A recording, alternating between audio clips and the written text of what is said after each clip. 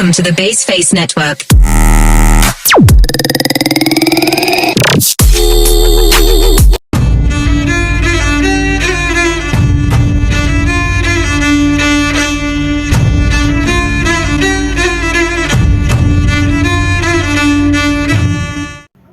Halo semuanya, perkenalkan nama saya Nafila Julia Istiqomah, mahasiswa Hukum Keluarga UIN Siber Syekh Nurjati Cirebon dengan NIM 2383110096. Halo semuanya, perkenalkan nama saya Gani Arfan Maulana, mahasiswa Hukum Keluarga UIN Siber Syekh Nurjati Cirebon dengan NIM 2383110095. Hukum perdata internasional di Indonesia sejalan dengan praktik di negara lain, membuka ruang bagi penerapan hukum asing dalam mengatur peristiwa yang memiliki unsur asing.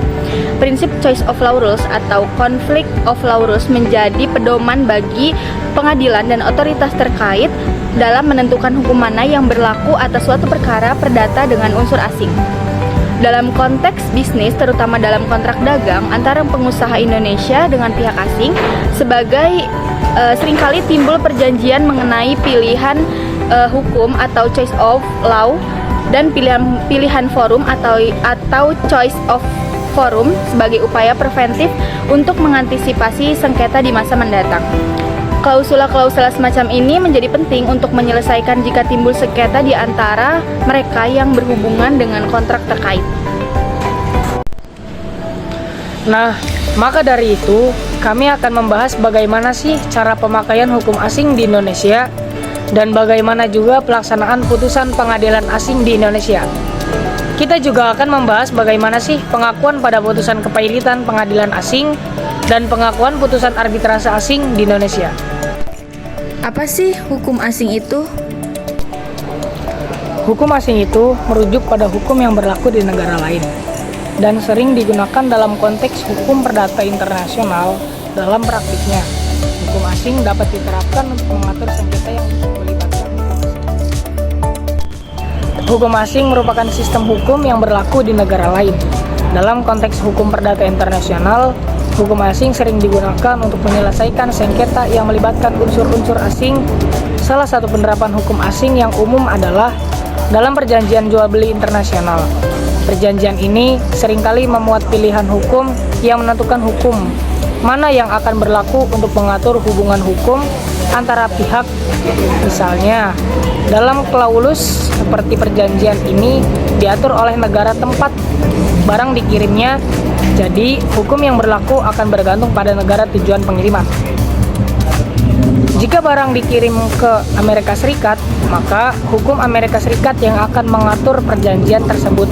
Dengan demikian, pemahaman terdapat hukum asing menjadi sangat penting dalam transaksi bisnis internasional untuk menghindari ketidakpastian hukum dan sengketa.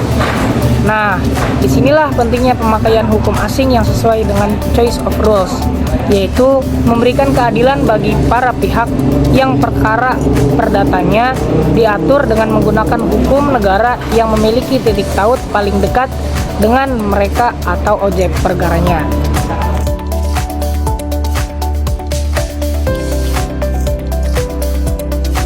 Selanjutnya kita akan membahas bagaimana sih cara pemakaian hukum asing di Indonesia oleh hakim yang dipakai oleh hakim secara eksekutif. Nah, cara pemakaiannya itu kita terlebih dahulu menentukan hukum asing tersebut itu dikategorikan sebagai hukum atau fakta. Jika dikategorikan sebagai fakta, maka sama sebagaimana fakta-fakta lain yang harus diajukan, harus didalilkan, dan harus dibuktikan. Jika tidak bisa dibuktikan, maka fakta hukum tersebut tidak bisa dipakai dalam proses persidangan. Namun apabila hukum asing tersebut dikategorikan sebagai hukum, maka hakim harus memakai hukum asing tersebut secara ex officio untuk menyelesaikan perkaranya, dan para pihak tidak perlu lagi mendalilkan atau membuktikan hal tersebut, karena hukum asing tersebut adalah hukum yang dipakai oleh hakim untuk memutus perkara mereka. Salah satu contohnya yaitu sebuah perusahaan Indonesia melakukan kerjasama bisnis dengan sebuah perusahaan di Amerika Serikat. Nah, dalam perjanjian kerjasama tersebut terdapat klausul atau kesepakatan yang menyatakan bahwa segala sengketa yang terjadi yang akan timbul dari perjanjian ini itu diselesaikan berdasarkan hukum California, Amerika Serikat.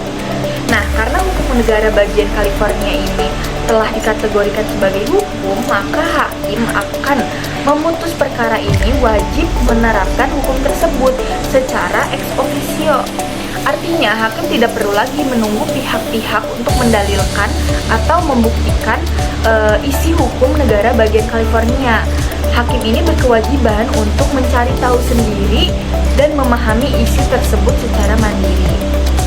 Di dalam proses persidangan, para hakim dapat mengajukan pendapat masing-masing mengenai bagaimana hukum negara bagian California diterapkan dalam kasus konkret yang sedang diperkarakan. Namun hakimlah yang memiliki wewenang final untuk memutuskan bagaimana hukum tersebut diterapkan.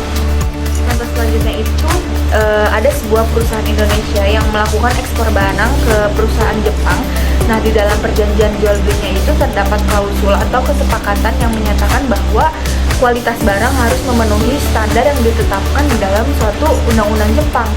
Nah, dalam kasus ini, undang-undang Jepang itu mengenai standar kualitas barang berfungsi sebagai faktanya, yang mana harus dibuktikan oleh pihak yang mengklaim bahwa kualitas barang tersebut telah memenuhi standar tersebut. Nah, penerapan hukum aslinya karena undang-undang Jepang ini dikategorikan sebagai fakta, maka pihak yang ingin menggunakan undang-undang tersebut sebagai dasar tuntutannya harus membuktikan isi dan keberlakuan undang-undang tersebut. Pihak lawan dapat membantah bukti yang diajukan. Dalam proses persidangan, hakim akan menilai bukti-bukti yang diajukan oleh kedua belah pihak untuk menentukan apakah undang-undang Jepang telah terbukti berlaku dan apakah kualitas barang yang dipermasalahkan telah memenuhi standar yang ditetapkan.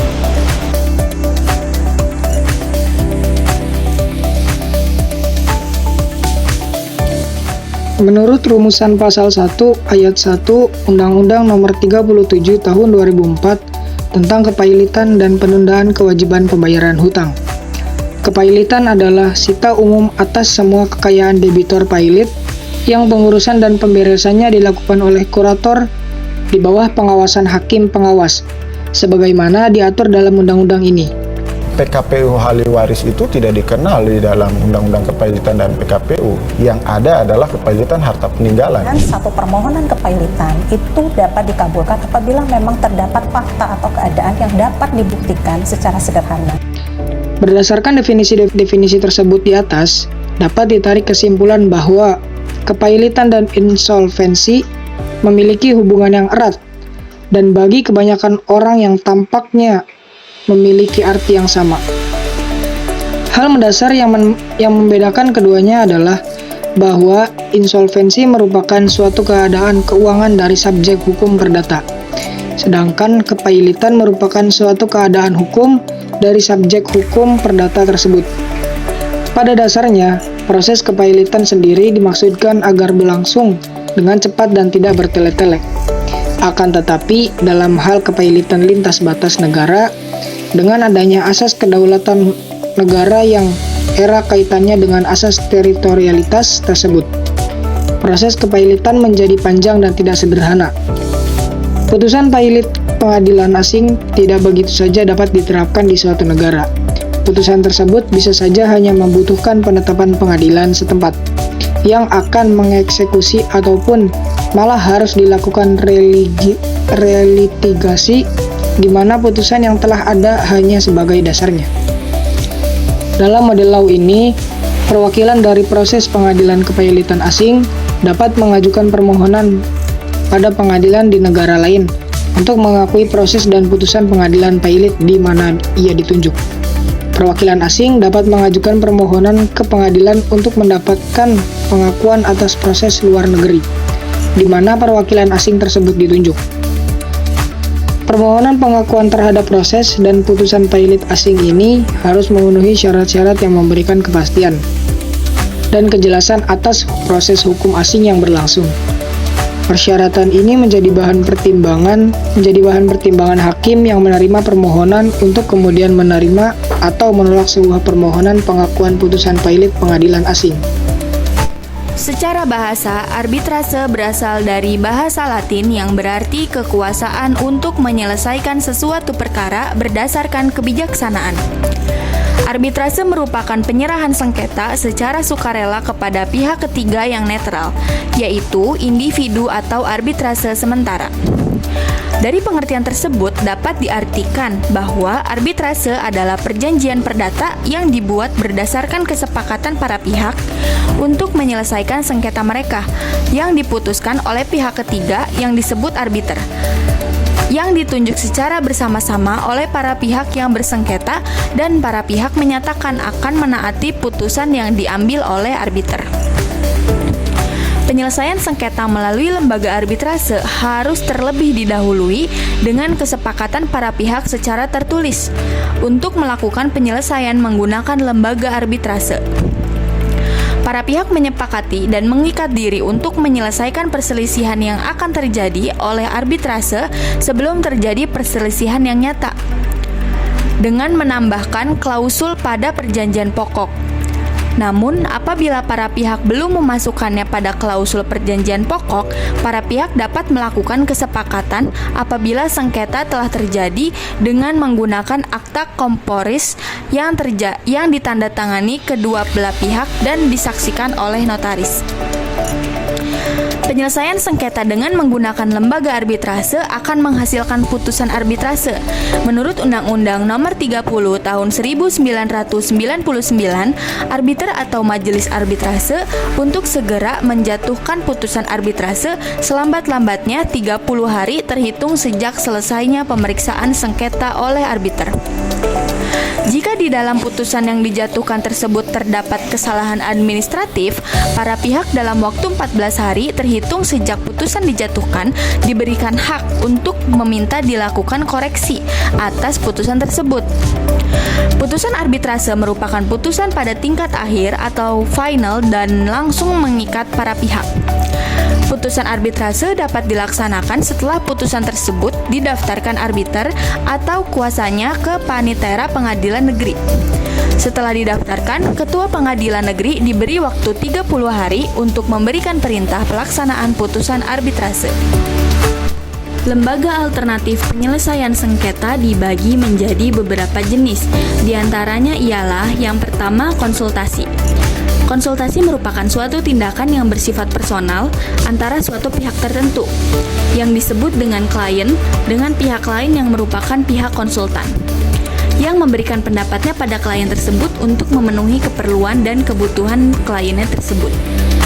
Yang kedua ada negosiasi. Negosiasi adalah sarana bagi pihak-pihak yang bersengketa untuk mendiskusikan penyelesaiannya tanpa keterlibatan pihak ketiga. Melalui negosiasi, para pihak yang bersengketa dapat melakukan suatu proses penjajakan kembali akan hak dan kewajiban para pihak yang bersengketa dengan suatu situasi yang sama-sama menguntungkan, dengan melepaskan atau memberikan kelonggaran atas hak-hak tertentu berdasarkan pada asas timbal balik. Kesepakatan yang telah dicapai kemudian dituangkan secara tertulis untuk ditandatangani dan dilaksanakan oleh para pihak. Yang ketiga, mediasi. Mediasi adalah intervensi terhadap suatu sengketa oleh pihak ketiga atau mediator yang dapat diterima, tidak berpihak dan netral, serta membantu para pihak yang berselisih untuk mencapai kesepakatan secara sukarela terhadap permasalahan yang disengketakan. Yang keempat, ada konsiliasi. Penyelesaian melalui konsiliasi dilakukan melalui seorang atau beberapa orang atau badan komisi konsiliasi sebagai penengah yang disebut konsiliator, dengan mempertemukan atau memberi fasilitas kepada pihak-pihak yang berselisih untuk menyelesaikan perselisihannya secara damai.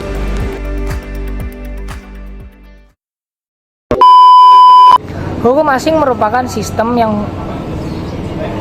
Kategorikan sebagai hukum. Fakta dulu Arfan. misalnya dalam klausul seperti proses persidangan tersebut jika tidak ada bukti